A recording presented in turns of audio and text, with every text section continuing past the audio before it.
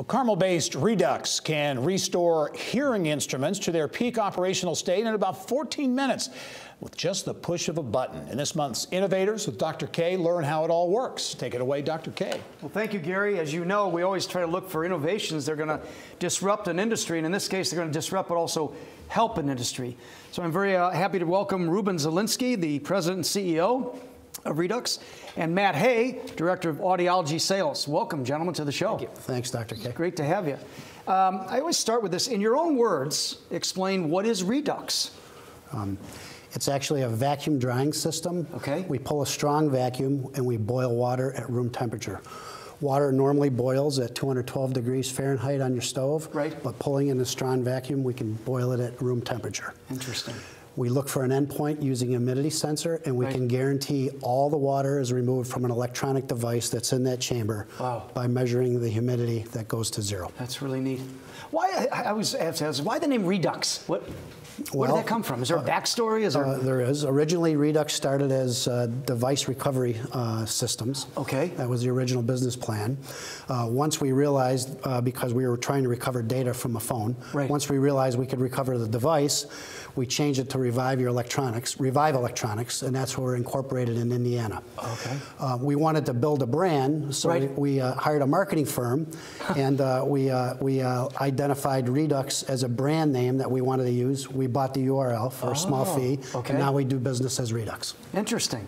So the name itself is more of a brand name, not really representing something special. Well, Redux actually in the Webster's Dictionary means to bring back or revive. Oh, wow, fantastic, great. So what's the potential market for this innovation?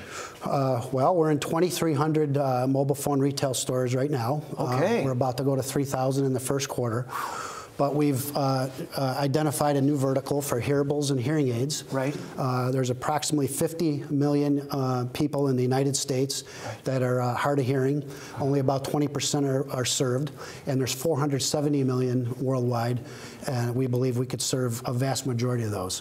If we look ahead in the next 3 to 5 years using the same mobile phone retail market business plan that we have, we think this could be a $100 million a year business. My Lord. So, you know, when I went online and looked, Matt, you might answer this, the competition, you know, how are you guys at Redux distinct from when I looked at competitors? That's a great question. You know, I've worn hearing aids half of my life. I'm actually deaf without my implant, so keeping mine operating well is particularly important to me. What's different about Redux, you know, there are a number of dehumidifiers on the market. When somebody gets something like their first line of defense is usually a box of Uncle Ben's. What's different here, Ruben mentioned the vacuum dryer. Instead of just being a dehumidifier or rice, we're drying hearing aids to a complete endpoint. We're measuring humidity in real time. We're verifying it with our app of how much moisture was removed. And all of that's happening in under 14 minutes, which really puts us in a totally different category than any other existing tool for drying a hearing aid or a hearing instrument. Because the other competitors are, first of all, much longer, right? And they don't monitor. Exactly. And you know, an added benefit of this, hearables are becoming increasingly popular. You know, it's not just limited to hearing aids. Noise canceling, noise magnification, being able to listen to music, all things that we can dry in there in a matter of minutes. Incredible. Wow. So what about funding?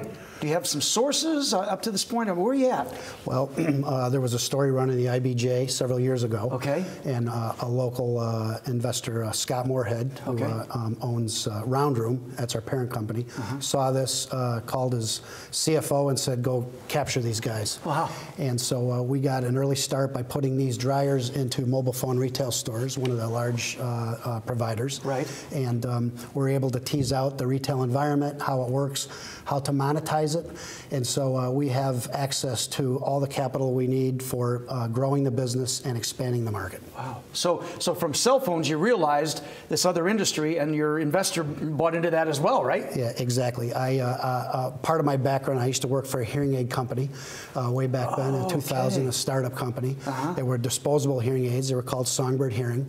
It failed. I learned a lot of lessons from that, but I learned a lot about hearing aids, and I knew someday that we would dry hearing aids because all hearing aids, any hearing instrument, any hearable that's in your ear canal is going to take up perspiration.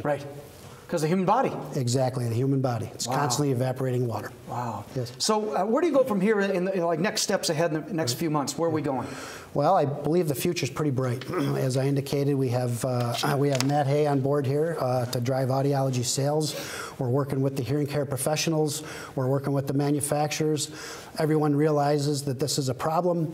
The FDA is changing their regulations in 2020, and they're going to allow over-the-counter sales of hearing aids. Wow. So we believe there's a huge retail market play for over-the-counter hearing aids as well as the professional segment. That's great. Well, as I do on each and every show, guys, I try to give some prescriptions. So I gave 3 knowledge factors for you guys. The first is knowledge in business. I know you have some knowledge, obviously, but as an engineer, you want to understand it's a business, not just a technology, which I believe you now know.